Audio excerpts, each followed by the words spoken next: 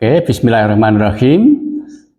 Salam sejahtera untuk kita semua. Om Swastiastu. Assalamualaikum warahmatullahi wabarakatuh. Selamat jumpa dalam pertemuan kita untuk studi filsafat ilmu, terutama studi untuk filsafat ilmu bagi ilmu-ilmu seni. Nah, kali ini kita akan memulai tahap pertama dari proyek menulis artikel ilmiah. Nah, di dalam menulis artikel ilmiah itu satu hal yang harus kita perhatikan adalah masalah paradigma. Sekarang kita bicara tentang paradigma positivisme. Paradigma positivisme itu meyakini bahwa realitas seni itu bersifat objektif dan terukur. Jadi kalau ada orang berpikir bahwa karya seni atau realitas seni itu objektif dan terukur, seperti durasi pertunjukannya, kemudian respon fisiologis penontonnya, itu semuanya objektif dan terukur, dan dia melihatnya keobjektifan dan keterukurannya, sudah jelas dia berpikir positivistik. Nah, dari kacamata ini pengetahuan itu diperoleh melalui kritik, melalui triangulasi dan falsifikasi. Dan biasanya peneliti berusaha secara objektif tapi sadar ya dengan keterbatasannya. Dia seorang peneliti positivisme itu mesti dia menyadari keterbatasannya. Dia tidak mungkin melakukan hal-hal yang di luar batasnya. Biasanya metode yang digunakan adalah campuran antara kuantitatif dan kualitatif, seperti kuasi eksperimental yang dilengkapi dengan wawancara misalnya. Contohnya itu tadi penelitian tentang efektivitas terapi seni lukis terhadap kecemasan pasien pasca trauma. Ini biasanya mengukur skala kecemasan sebelum atau sesudah di dalam analisis gambar. Jadi ada penelitian-penelitian yang itu karya seni yang dipandang sebagai terapi, kemudian dilihat efektivitasnya, efektivitas itu yang diukur. Kemudian dilihat ya. Untuk apa? Untuk mendapatkan kesimpulan yang utuh. Itu kalau paradigma positivisme. Yang positivisme ya. Positivisme itu kuantitatif. Contohnya penelitian tentang pengaruh warna dominan lukisan. Kemudian tingkat stres mahasiswa, kan banyak tuh mahasiswa ngapal ke genderan rapal-apal bisa stres, ngapal ke tarian nggak apal-apal dimarahin dosennya bisa stres. Nah, ini kalau diteliti, nah, dia menggunakan pendekatan paradigma positivisme itu tadi. Jadi meneliti positivisme itu jarang sekali digunakan untuk meneliti makna atau pengalaman estetik. Kalau mau meneliti pengalaman estetik, ya paradigma lain yang digunakan. Kalau mau meneliti makna, ya paradigma lain yang digunakan, yang cocok itu. Itu yang kalau kita masuk ke positivisme. Tapi kalau pospositivisme itu mengakui kalau realitas seni itu objektif, namun tidak dapat diketahui secara sempurna. Tidak dapat diketahui secara sempurna. Siapa yang memandang sempurna? Ya manusia. Karena manusia kan punya keterbatasan kan. Tadi positivisme itu menyadari adanya yang menyadari keterbatasan itu positivisme. Orang positivisme itu nggak menyadari dirinya terbatas gitu.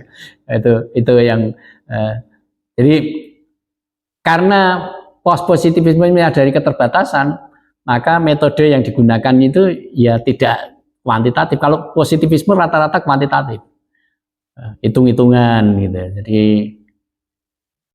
biasa itu. Kalau kita ngurus koperasi itu kan mesti kuantitatif itu, hitung-hitungan itu. Nah, kalau kita neliti tentang sustainability koperasi, harus kuantitatif, harus menggunakan cara berpikirnya positivistik. Tetapi kalau mau melihat sustainability terkait dengan kesejahteraan anggota koperasi, ya mau tidak mau post positivisme karena untuk menyadari bahwa dia sejahtera benar atau tidak kan harus ditanya itu anggota-anggotanya. Bisa jadi catatan-catatan di dalam koperasi itu tertulis wah ini meningkat, meningkat semuanya meningkat gitu kan. Saldo tahun ini meningkat, tetapi anggota tidak sejahtera bisa jadi gitu ya. bisa jadi gitu.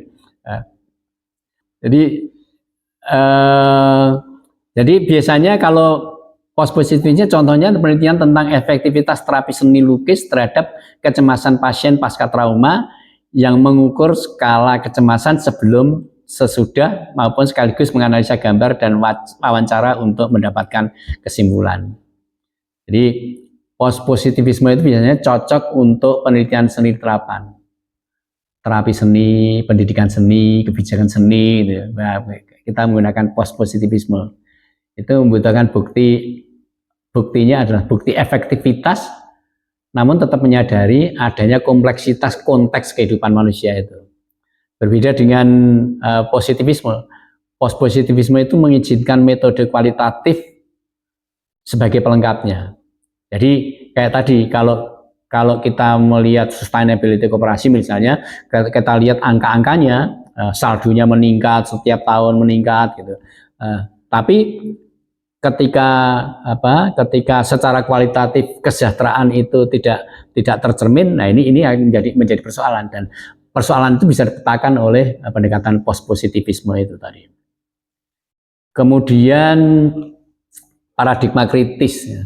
Paradigma kritis itu memandang realitas seni itu sebagai bentukan sejarah dan struktur kuasa. Tadi saya sudah bilang ada hubungan kekuasaan yang dibalik fenomena seni itu. Pengetahuan diperoleh melalui analisis wacana dan riset aksi yang bertujuan membebaskan, terutama membebaskan kelompok-kelompok tertindas itu. Kalau positivisme itu peneliti dituntut netral, tetapi kalau kita menggunakan paradigma kritis itu kita tidak boleh netral. Kita harus berpihak pada apa? Pada keadilan. Jadi sejak awal kita sudah punya standing position tertentu. Kudune ini adil ini. Tetapi kok nggak berubah? Gimana supaya terjadi perubahan? Nah, itulah kita lakukan penelitian untuk merumuskan apa? Merumuskan strategi pengembangan perubahan itu tadi. Biasanya metode yang digunakan ya tadi riset partisipatoris, riset aksi, dan di dalamnya ada wacana kritis itu. Sangat menarik kalau paradigma kritis itu kita gunakan untuk meneliti yang menyentuh isu-isu politik identitas, terus kolonialisme, gender, kelas, dan ekologi. Jadi seniman itu kan ada kelasnya. Ada seniman kelas disegani, ada seniman kelas maksudnya disegani itu dikasih sego sudah cukup gitu. Oh ini terlalu Jawa banget ya kamu bilang disegani gitu. Kalau yang orang luar Jawa disegani itu dikasih makan nasi itu ada cukup gitu. Bukan artinya segan. Bisa kita melihat dari aspek kelas itu. Kalau kita mau meningkatkan posisi kelas itu, kita melakukan penelitian dengan menggunakan pendekatan kritis. Dan yang jelas peneliti tidak boleh bersembunyi di balik netralitas. Dia secara jelas berpihak. Tetapi keberpihakannya pun tidak boleh tidak boleh semena-mena ya. Jadi ada konsep yang akan dicapai itu jelas, konsep yang ada. Oleh karena itu ketika merumuskan asumsi di dalam membangun proposisi awal itu keberpihakan yang bagaimana itu harus dirumuskan sejak awal. Itu kalau kita masuk ke paradigma kritis. Nah, sekarang yang menarik itu paradigma fenomenologi. Paradigma fenomenologi itu meyakinkan kita semua bahwa realitas seni itu sifatnya subjektif. Jadi kita sejak awal harus sadar bahwa realitas seni itu sifatnya subjektif. Jadi kalau saya mendengarkan musik tertentu gitu, dengan Anda yang mendengarkan musik yang sama, itu impuls yang berkembang di dalam pikiran kita itu berbeda. Jadi pengalaman langsung yang dihayati oleh seniman, penonton itu berbeda meskipun yang objek yang dihayati itu sama. Nah, biasanya pengetahuan diperoleh dengan mendeskripsikan secara sistematis mengenai pengalaman hidup itu. Pengalaman hidup harus tentuan dengan seni yang kita teliti. Kemudian sementara peneliti meletakkan asumsinya agar dapat menangkap esensi fenomena itu. Jadi asumsi itu menjadi titik pijak awal supaya kita dapat menangkap fenomenanya. Kita bisa menggunakan metode yang digunakan seperti wawancara mendalam, observasi partisipan yang reflektif gitu. Contohnya kita bisa meneliti tentang pengalaman mistis dalam tari Bedoyo Ketawang misalnya, di mana para peneliti itu mewawancarai penari senior untuk mendeskripsikan sensasi dan emosi saat menari, lalu menemukan esensi menyatunya penari dengan kekuatan ilahi misalnya begitu.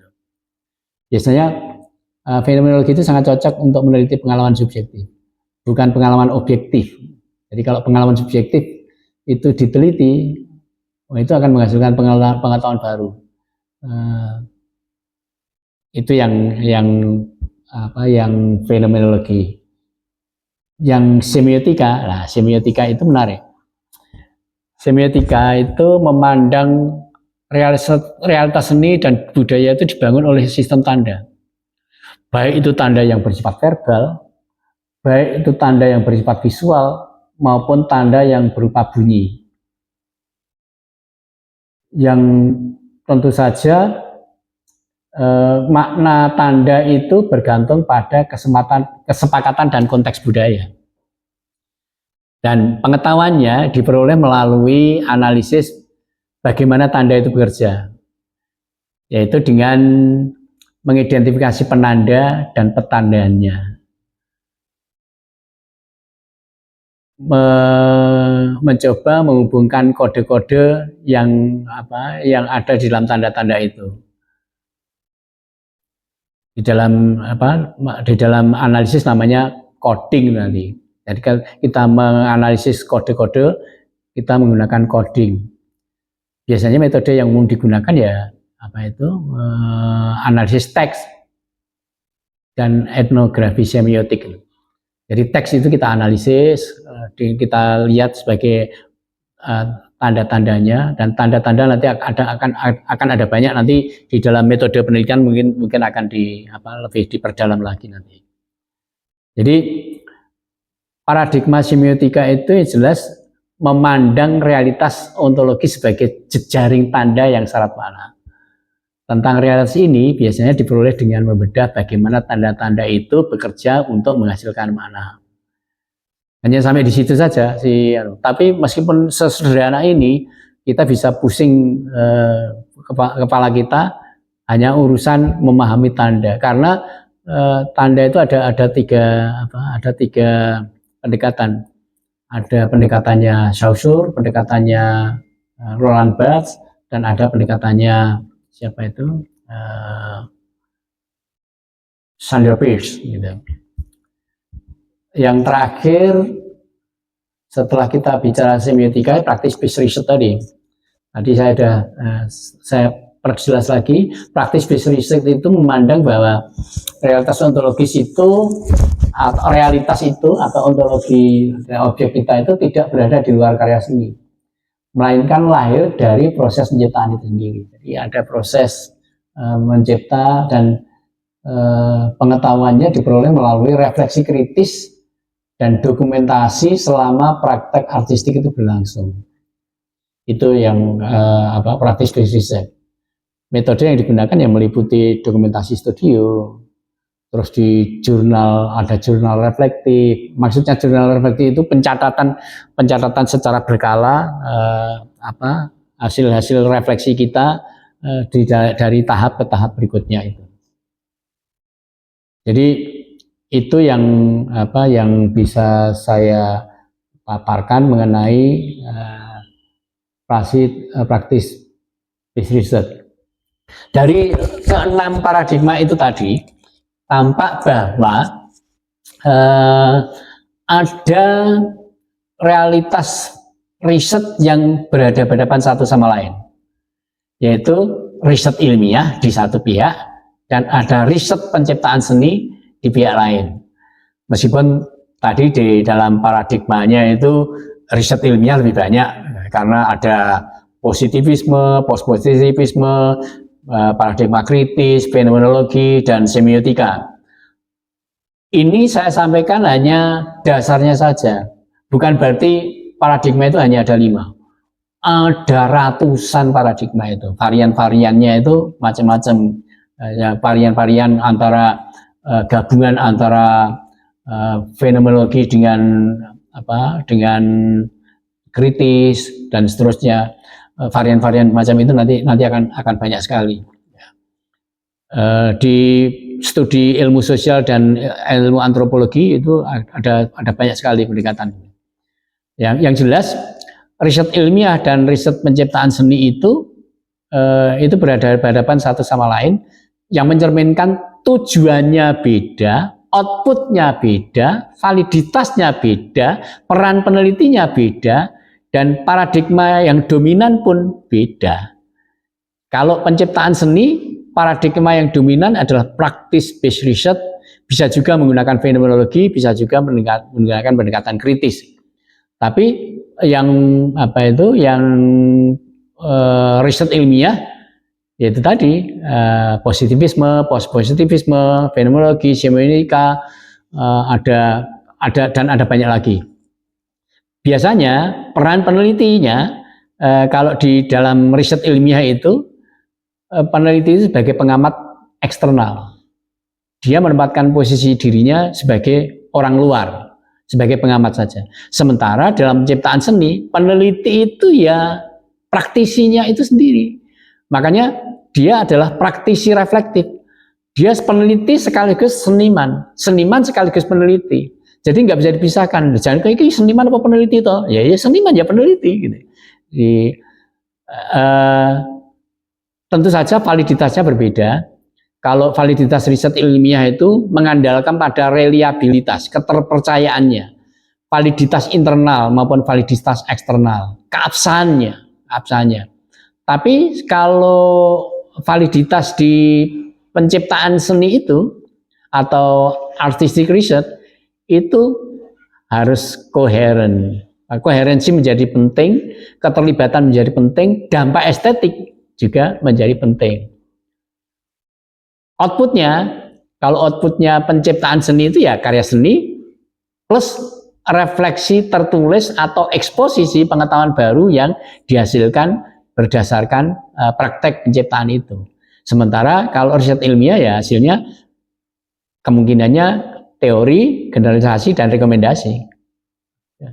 Saya kira itu, sementara tujuannya yang jelas kalau yang riset ilmiah itu tujuannya menjelaskan, memprediksi, atau mengendalikan sesuatu. Sementara kalau riset penciptaan seni itu ya tujuannya mengeksplorasi sesuatu, mengapresiasi sesuatu, atau menghasilkan karya baru. Saya kira itu yang bisa saya sampaikan. Mudah-mudahan apa yang saya sampaikan bermanfaat. Kurang lebihnya mohon dimaafkan. Billahi taufik wal hidayah. Assalamualaikum warahmatullahi wabarakatuh.